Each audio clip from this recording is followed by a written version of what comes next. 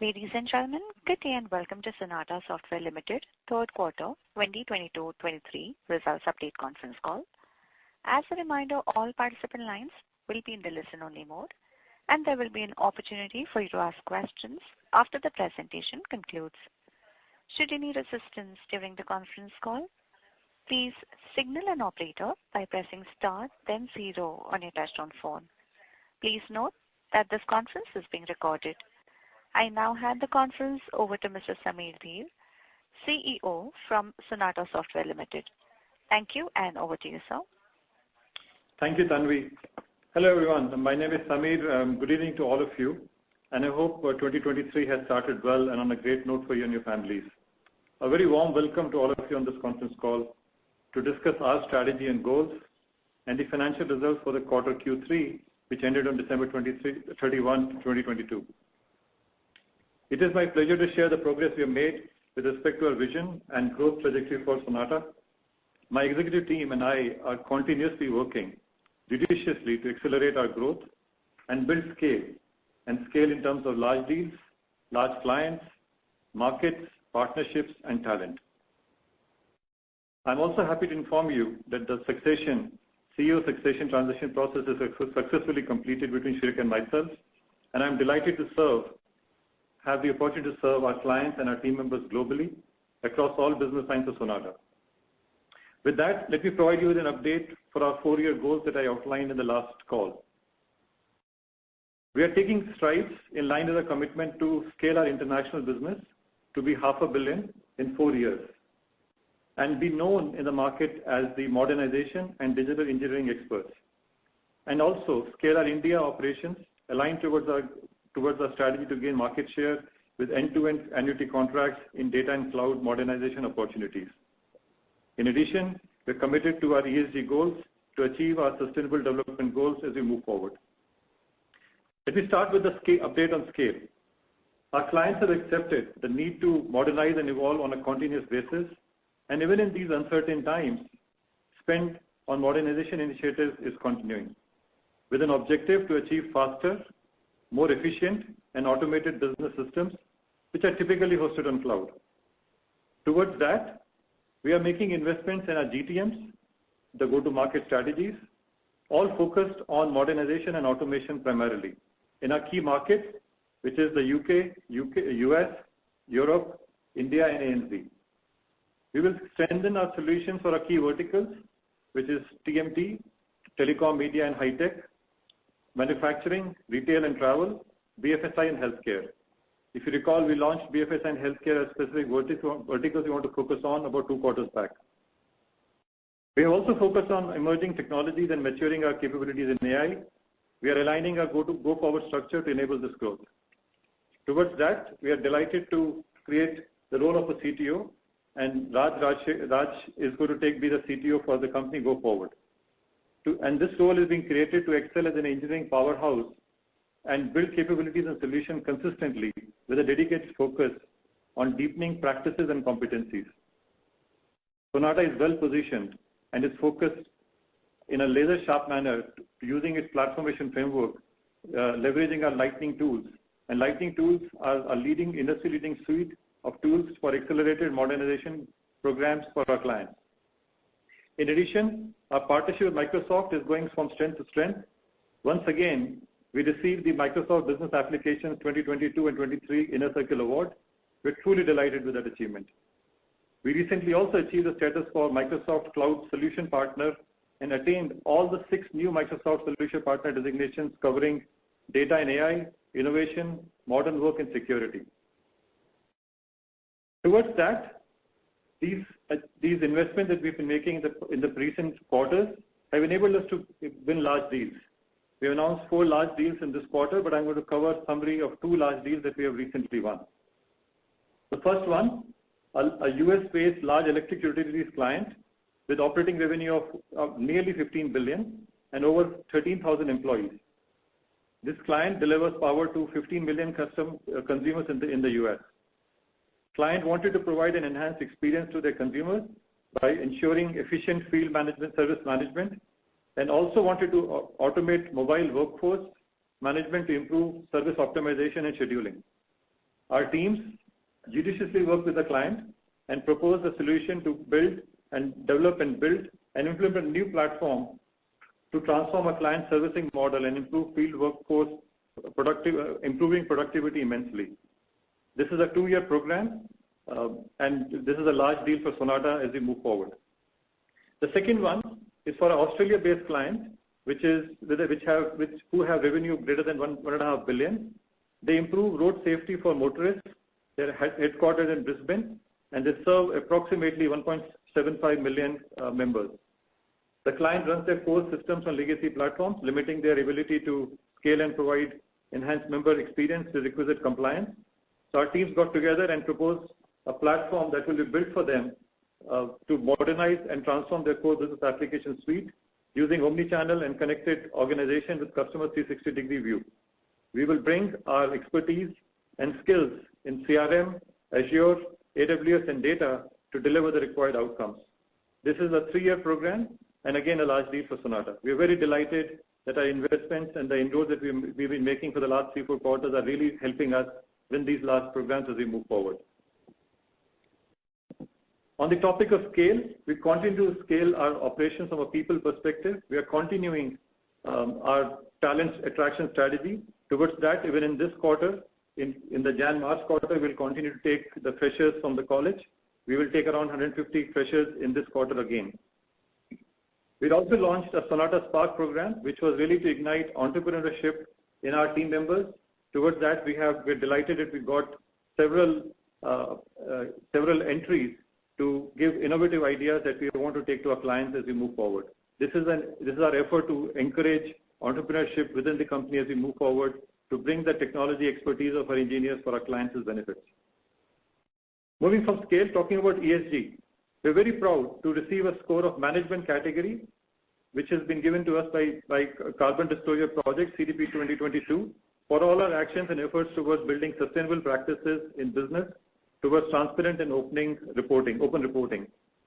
This places us amongst the top 27% of the companies in the IT sector. It's a start for us, but we're delighted that we have started with top 27% category, and we'll go from strength to strength from here on. At Sonata, honesty and integrity and transparency are our core values, and good corporate governance is how these values are translated into day-to-day practices for us and our team members. We're delighted that Sonata won the coveted Golden Peacock Award for Excellence in Corporate Governance in 2022, again, second time in a row. These accomplishments just go on to show the commitment that we have and the executive team of the company have towards the ESG initiatives as we move forward. With that, let me provide you an update on the financial performance for the quarter Q3. I'm really delighted to report that we had a very strong performance for our international and domestic business both. In the international business, we grew sequentially in dollar terms 4.8% and YOY 13.3%. And our operating margins are at 23.8% for the international business. The domestic business gross contribution, which is what we measure in domestic business, grew sequentially 5.8% and 25.8% YOY. Within the quarter, we added net headcount of 140 engineers across the company. We are witnessing steady reduction of attrition. In Q2, we reported 21% attrition, and in Q3, with all the investments and efforts that we made, we're going to come in at around 15% attrition for the quarter. So we saw a precipitous decline in attrition, about 6 percentage points in the quarter. We'll be offering salary hike in the current Jan-March quarter as per the earlier practices of Sonata. We're going ahead with those investments to make sure that we are competitively paying as an employer, which will have an annualized impact of roughly about 1.2% on our margins, and we expect to recover these margins in about 2 to 3 quarters' time. We plan to invest close to 1.5% in the coming fiscal, like we outlined earlier as well, to continue to invest in our verticals, markets, solution, and partnerships, and in brand building in FY24 to really continue to enable our scale and continue to become a value-added partner for our clients. So that's the summary for the results for this quarter. In summary, we are very optimistic about our long-term growth prospects. We're delighted and excited to serve our client base and the industry that we service in. We aim to be in the top 25% quartile pro revenue performance like we have done this quarter. We want to stay in that league, go forward as well. We continue to see good momentum in Q4 going into Q4. Our pipeline and our all lead indicators from sales perspective are looking very strong. So we think not only Q3 will have a very solid Q4 coming up as well. We're resolute in our belief that much like this quarter and coming quarters, we will continue to take market share away aggressively from competition and enable our clients and our people to achieve exceptional outcomes. Thank you. With that, let me turn it over to Sujit to provide an update on the India business, and he will then hand it over to Jagan for his comments on our financial performance. Sujit? Thank you, Samir.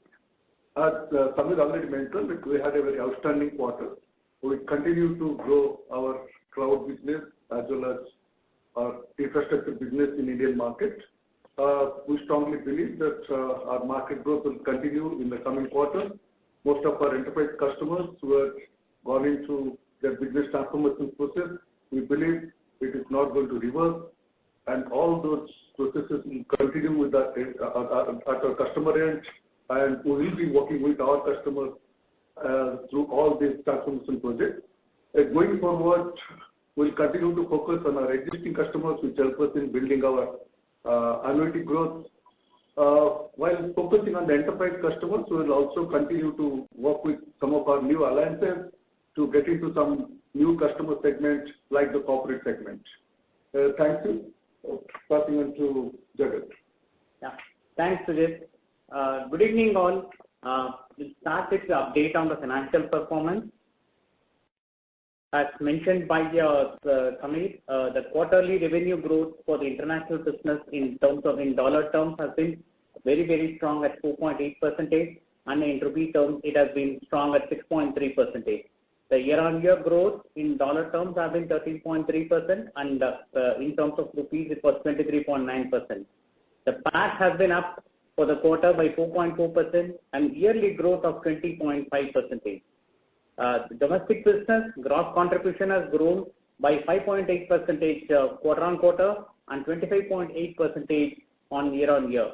Our ROCE in international business continue to be strong at about 37%, and the Indian business continue to grow with 42% of ROCE. The return on net worth has been very, very strong in both the businesses. At Indian business with 60% and international business with 37%. The earnings per share has grown 4.3% quarter-on-quarter and 20.3% year-on-year. We had an earnings per share of about 8.5 rupees per share this quarter. The consolidated financial trends, we covered the revenue and profitability, and the EBITDA also for the last 8 quarters has been pretty strong, with a CQGR of revenue growth of 6.2% and EBITDA CQGR of 5.3%. The PAT CQGR has been 10.3%, indicating a strong profitability of the business. The international business has been very, very strongly growing for the last many quarters now. We had a very, very strong growth of for this quarter also, with PAT of 16.6% and EBITDA of 25.2%. So the domestic business has been very, very strong. The domestic business continue to grow well with their EBITDA CQGR of 8.3%. Their gross contribution has been growing at a CQGR of 5.1%, and PAT has been very, very strong CQGR of 14.4%. Now moving on to the key metrics.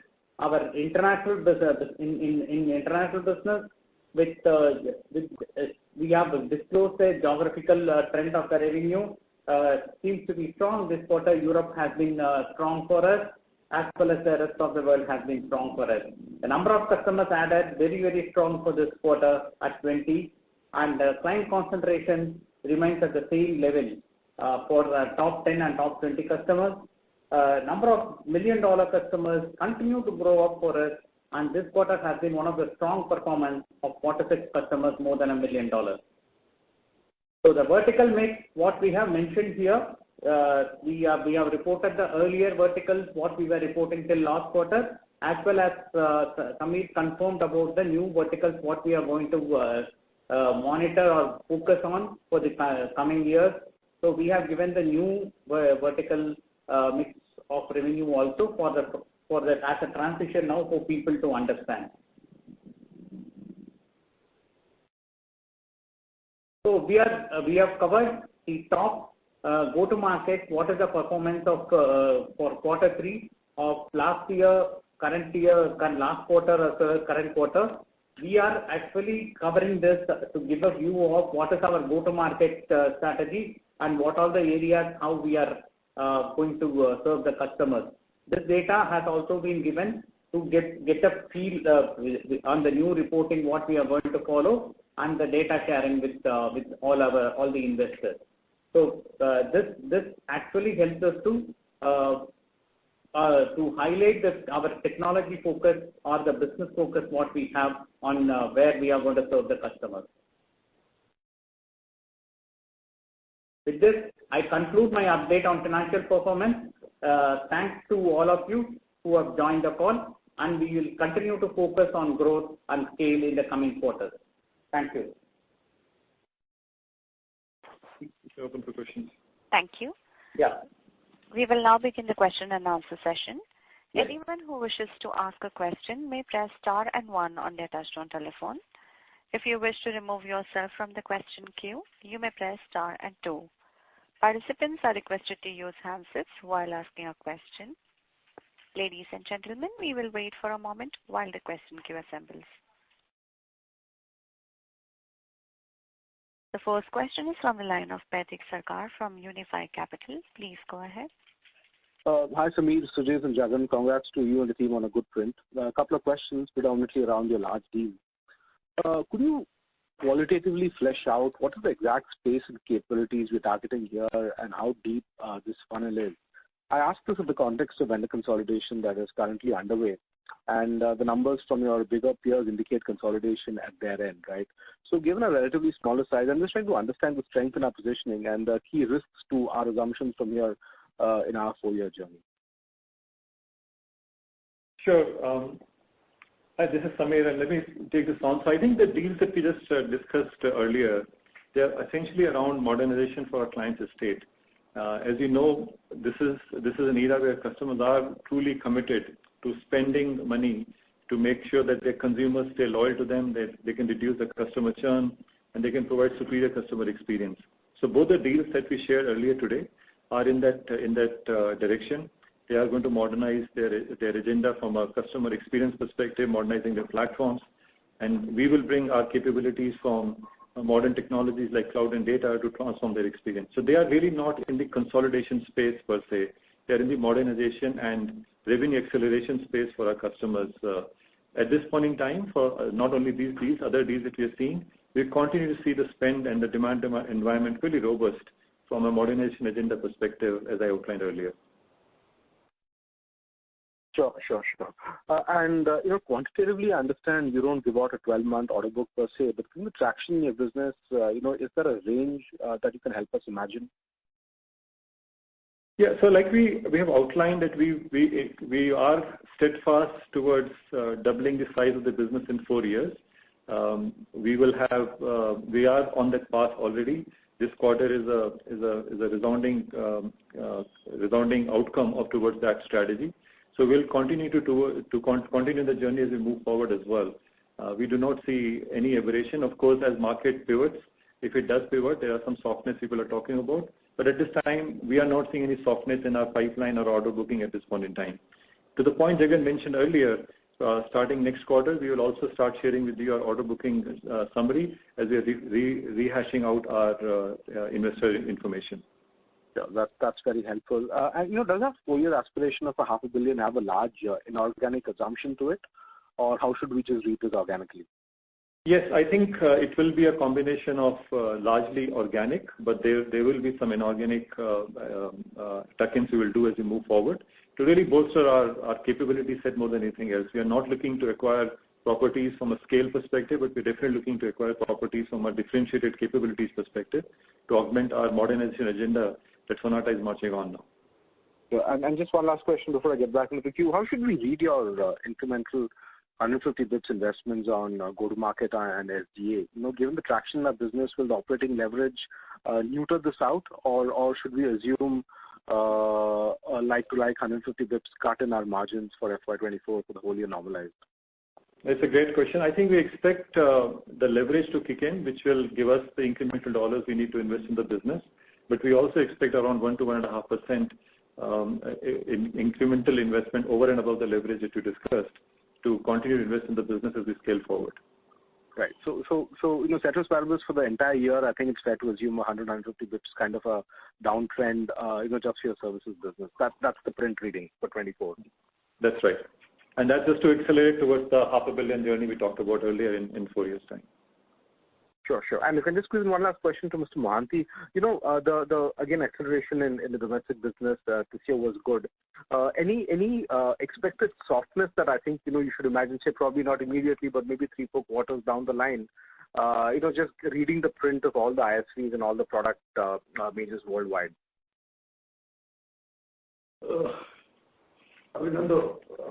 If you can just repeat the question if you don't mind. Hello? I'm sorry, do you want me to repeat the question?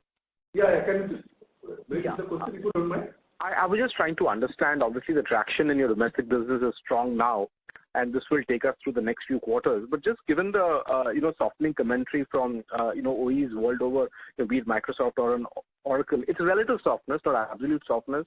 Would you expect this traction to probably taper down towards the end of FY24, early 25? Or do you have no indications, leading to that as things stand today? So as of today, there is no such indication, and whatever is happening with most of the OEMs, from the customer point, we believe that most of the commitment which they have made in terms of the contractual agreement to go use the software, that will continue to be there. I mean, assuming that at some point of time, even if there will be some softness, that will be more which is on the true-up side, but the base contracts will continue. So whether it is Microsoft or Oracle or any of the hyperscalers or any of the other OEMs, none of them have till now has not indicated regarding any slowness in the market. Sure. Best wishes to the team. Thank you. Thank you. Thank you. Participants, if you wish to ask any questions, please enter star and 1 on your touchtone telephone. The next question is from the line of Mohit Jain from Anand Rathi. Please go ahead. Sir, first was on the IT services headcount.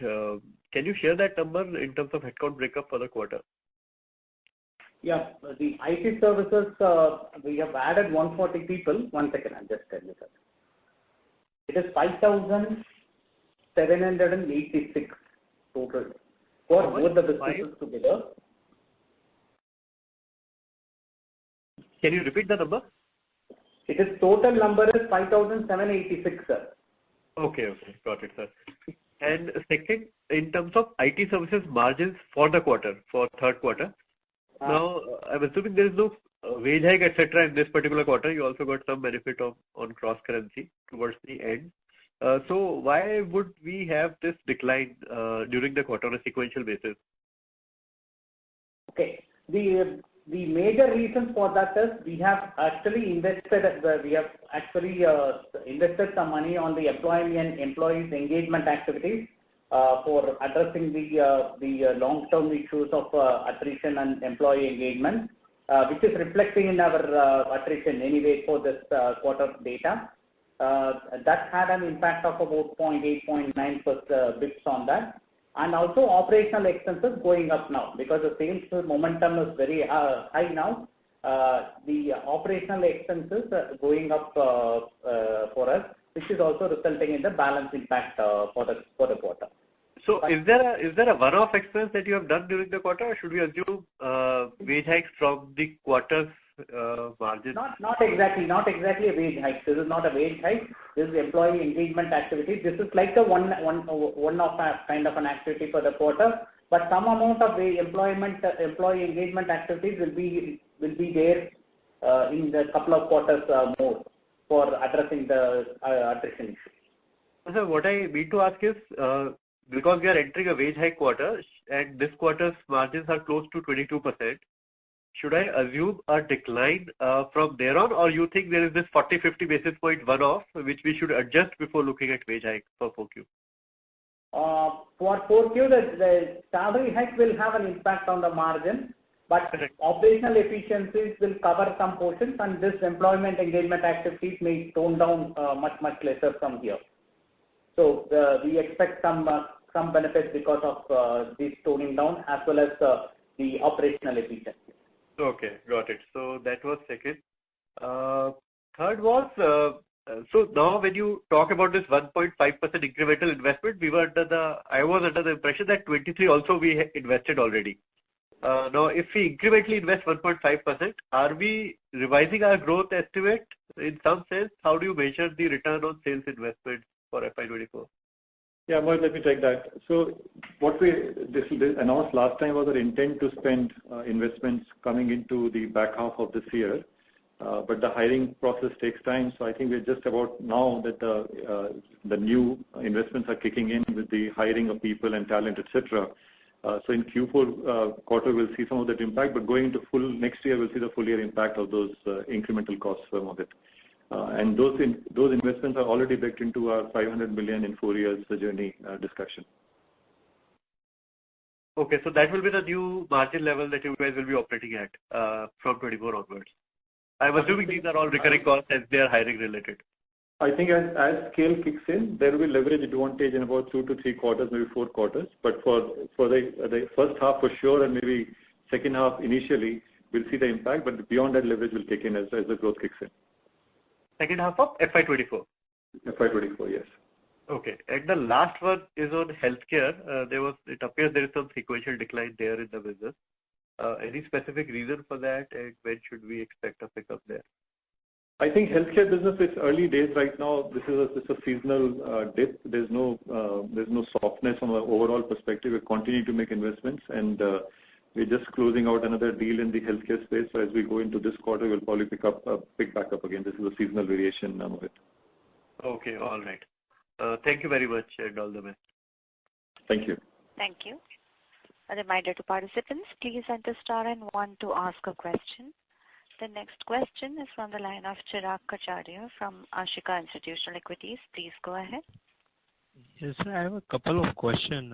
What trend you are witnessing on attrition side? Sorry to interrupt. Chirag, your voice is fluctuating. Now it's audible? Yes, yes. Yeah, so I have a couple of questions. The first one is on attrition. What trend we are witnessing? Second, to achieve such a turnover which we have in mind in next 3-4 years as a goal, what additional headcount will going to add in from next 3-4 year perspective? Also, the margin lever in place in line with the top line growth. So yeah. So I think let me start, and Jagan can build on this. The first question about attrition, I think we've seen a good quarter from an attrition climb down perspective. I think like we reported earlier, Chirag, 21% in Q2 became about 15% in Q3. It's a good step forward. Clearly, the market is still volatile. I wouldn't declare victory as yet. I think we have to watch this for next few quarters to make sure there is a good solid trend coming up. But this quarter was good for us. That's on one end. The second end, the hiring has become a little easier. Of course, the niche skill and the specialized skills are still hard to come by, but the regular skills are a little bit easier to hire. So that from that perspective, the supply side has eased off a little bit. To your second question about the headcount projection, much like you said, it will double the company in 4 years' time. I think our headcount will follow very much a linear path in that sense.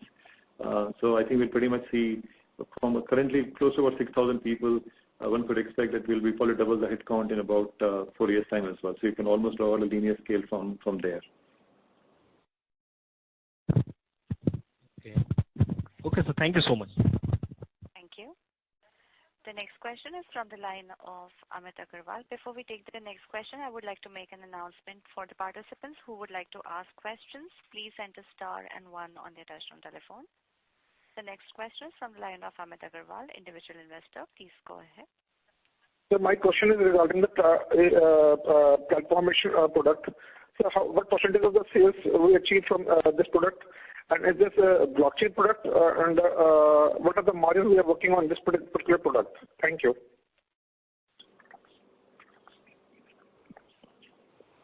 Products revenue. Choose it for your products.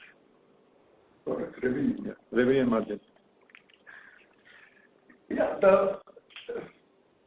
So you are asking that, going forward, what the revenue would be? Is that your question, Amit? Sir, my question is regarding the your product platformation. What percentage of revenue are we driving from this particular product? And is this blockchain? Is this based on blockchain? And what are the margins in this particular product? So, Amit, there is no platformation. Yeah. Okay. Amit, let me take that. Sorry, I misunderstood the question. So, platformation is our framework to help clients modernize their platforms. And platformation really comprises of a series of accelerators that Sonata has built over the years. I earlier in my prepared comments talked about lightning tools. So Raj and his team, as Raj takes on the CTO role, is really strengthening up the lightning tools, which really at almost like a chassis of the platformation technique. And that's what we want to take and continue to strengthen and invest in that chassis as we move forward, so we can help customers accelerate their journey from a modernization perspective. We do not really measure the revenue from those tools because those are really an accelerator and a framework for us to deliver superior customer experience for our customers. That's how we've been tracking it out, Amit. So is it based on blockchain? And what are the margins over in this particular product? So it's not really a product, Amit. It is really our framework to help modernize faster. So let me give an example.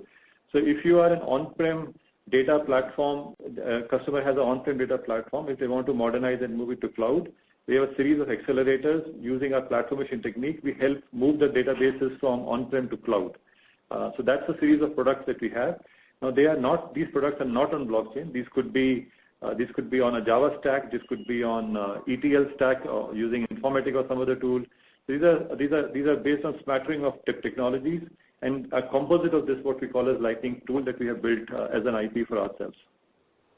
Okay, thank you. That's my question. Thank you. Thank you. Participants, if you would like to ask any questions, please enter star and 1. The next question is from the line of Vaneet Savla, individual investor. Please go ahead. Hi, sir. Really impressed with the direction which we are taking now. And I just had this one question. This is with regards to our margin. You said that due to the salary increases, we are going to have a hit on our margin of around 1.5%. Just wanted to know that by when can we expect to transfer it into our revenue or into our contract so that this margin hit is then accounted for? Yeah, sure. Dhanesh, good question. Like you said earlier, we are planning to invest over the next, I would say, 3 to 4 quarters on this 1.5%. Our growth, as you can see in the numbers, has started picking up. This quarter is a strong quarter, and of course, we want to continue the momentum as we move forward. We think the leverage advantage will kick in back half of next fiscal year, which is FY24. But first half of fiscal year, we'll probably use the investment dollars to continue to invest, and then back of the fiscal year, the scale will help us from a leverage perspective, and hence we can recover the margins. It's hard to say whether it will be Q3 or Q4, but somewhere around Q3 or Q4, we'll start to see leverage kick in, and hence the margins will pick back up. Okay. Thank you very much, and all the best for the coming quarters. Thank you, Dhanesh. Thank you. A reminder to all the participants connected, please enter star and 1 to ask a question at this moment.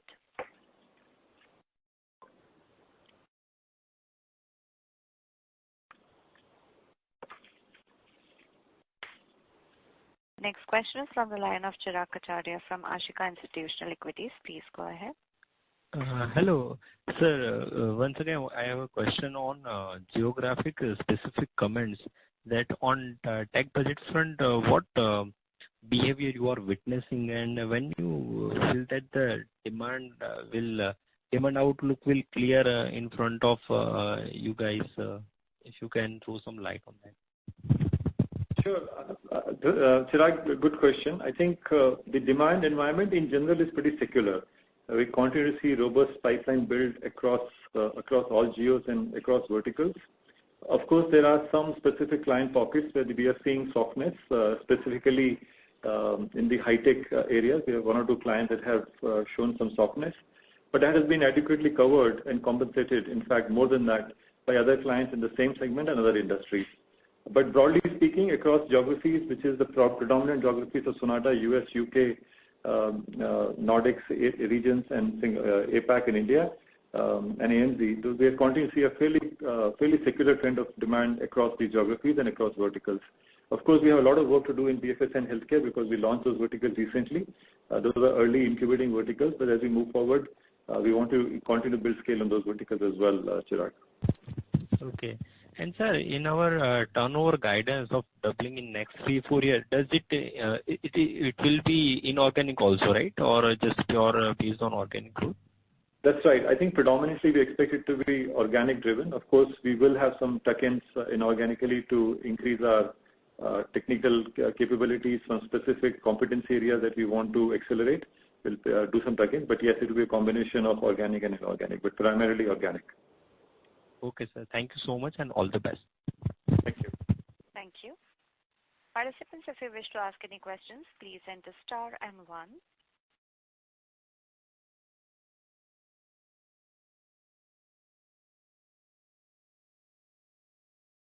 As there are no further questions from the participants, I now hand the conference over to Mr.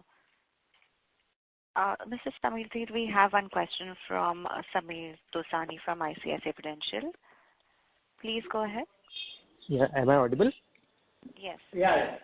Yeah, so just want to understand, your opening, Samir, your opening remarks mentioned about increasing the annuity revenue of your business. So how should we measure it, or how are you measuring internally? And is there some target, if you have some percentage of revenues that, I mean, how do you track it? Now, where is it, and where do you think you will reach in next 3 to 4 years? If you can just speak about that. Yes, Samir, thanks for asking the question. I was thinking where you gone this quarter, so thanks you asked the question. But on a serious note, I really alluded to the large deals that we focus on in the international market. And I think that's our focus, to continue to clock large deals, because that's what will build a scale. That will also is the really focused effort to drive our investments. The annuity comment was really for the India market, and I let Sujit cover the metrics that he tracks from an annuity perspective. So hi, Samir, from our India business perspective, one of the metrics which we track is that what is the percentage of the annuity business we are doing. And as it stands today, it is around 76%. We're trying to achieve a percentage of around 80%. That means 80% of the business where we have the contracts in hand, trying to keep building year on year. That we believe that is a very comfortable position, from our future business perspective. And that is why we continue to work with our existing customers, continue to make sure that we get into multi-year contracts rather than just making one-off sales. So these are the few of the parameters which we monitor. Hope I have answered your question. Thank you. Yeah, correct. So Samir, just on, continuing on this, just one clarification on the deal wins, right? So we had 4 large deal wins. This is on the top of 2 large deals that we had last quarter, is it? That's right. These are additional deals that we closed in the quarter. So generally speaking, in these forums, Samir, we talk about deals that we closed within the quarter. Okay, thanks. That's it from my side. Thanks. Thank you. Participants, if you would like to ask any questions, please enter star and 1.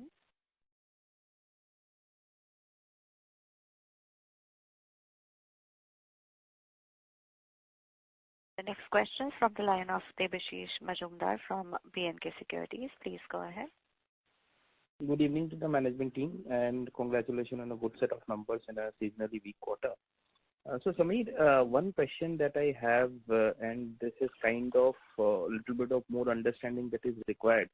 If I see your largest customer globally, which is who have already mentioned that they are having some trouble with their smaller size clients.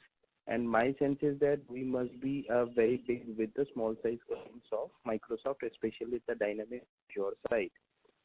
So the sense that I'm trying to get is what exactly giving us this kind of traction in our performance, especially in the TMT business, and also in a seasonally weak quarter. And from your commentary, it seems to be that going forward next 2-3 quarters also you have good amount of visibility to get growth and deal wins. So some comments on that side will be really helpful. Sure, Devashish. Fair question. I think on the high-tech side, like I said to you, these few clients we have seen softening. But I think at the same time we have put the investment that we have put in, specifically in the Microsoft account, we had increased our sales capacity 2 quarters back. And I think that has really helped us to diversify into a new line of businesses, new programs. So we're really ahead of the curve in that sense. And as some of the programs came down, but we were able to build our pipeline in the last 2 quarters to really catch up and do more than we are probably doing. So we really continue seeing good momentum and good growth even in this account, in Microsoft accounts. I think overall the trajectory is looking up. And that's been the strategy for us, that we want to be ahead of the game of the competition, and hence while the spend of these customers is overall not increasing, but we're taking market share away from our competition. And that's a core part of our strategy, to deliver superior experience in the modernization space. And based on the back of our good delivery, we can continue to take the efforts away from competition. Great. And one more question is, if I see even our margins today, which is also considering some amount of pressure that we have seen in the last 1.5 years, despite that, our margins are still higher than some of the similar size and larger size competition. Higher means significantly higher.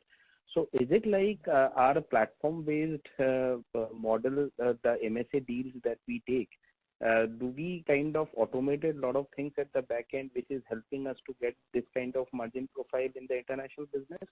Or is it like going forward, when we try to achieve scale, we'll ultimately get back into that 15, 16, 18% margin range where most of my larger peers are operating? It's a great question, Devashish. I think there's not singular answer to this question, but let me try and give you a sort of a color of this question for this question. So number one, do we have a secret sauce to help clients modernize? The answer is absolutely yes.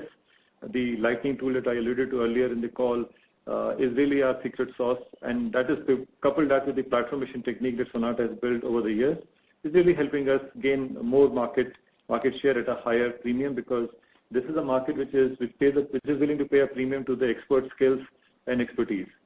This is not a commodity play for us and in our customers' mind. So if you're transforming your estate, you're not really looking at as a simple commodity outsourcing. You're really looking at a partner that you can trust, who can help you accelerate your revenue curves.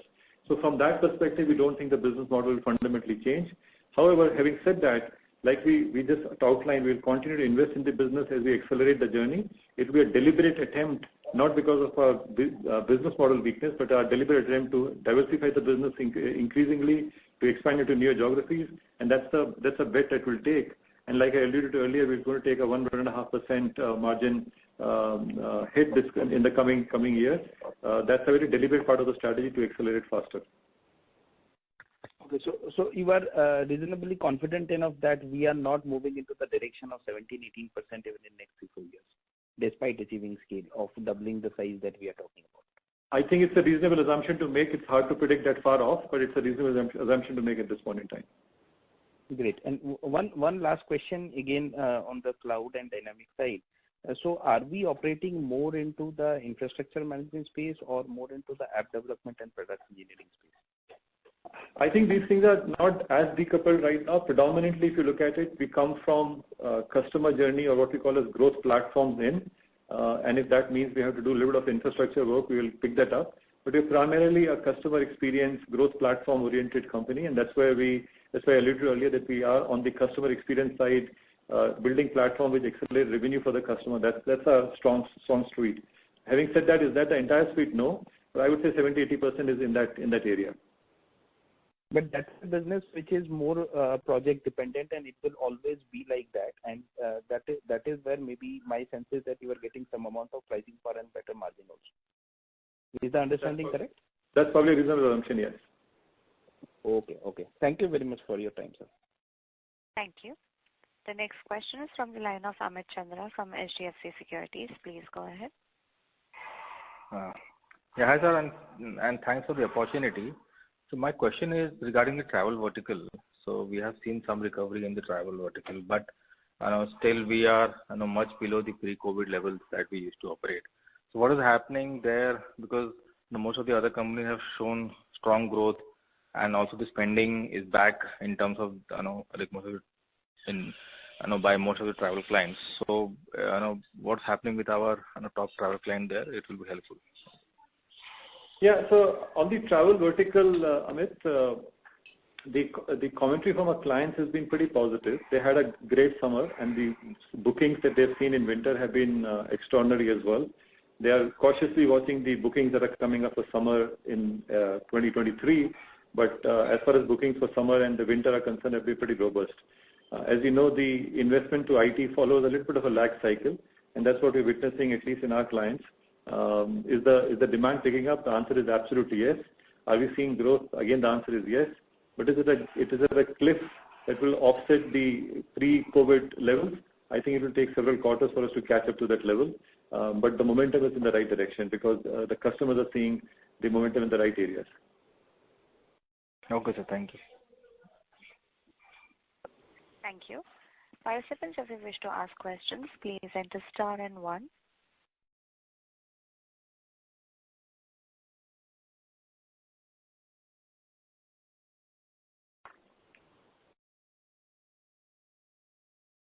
As there are no further questions from the participants, I now hand the conference over to Mr. Sameer Dheer for closing comments.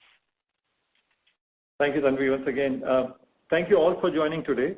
Like I said in the opening remarks, we are really very optimistic about our future. The demand environment is holding up.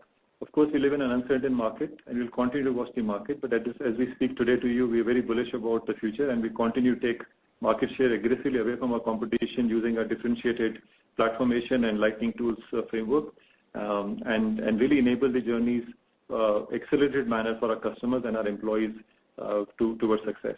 So thank you for joining today. Speak to you in a quarter's time. Thank you all. Thank you very much. On behalf of Sonata Software Limited, that concludes this conference. Thank you for joining us, and you may now disconnect your lines.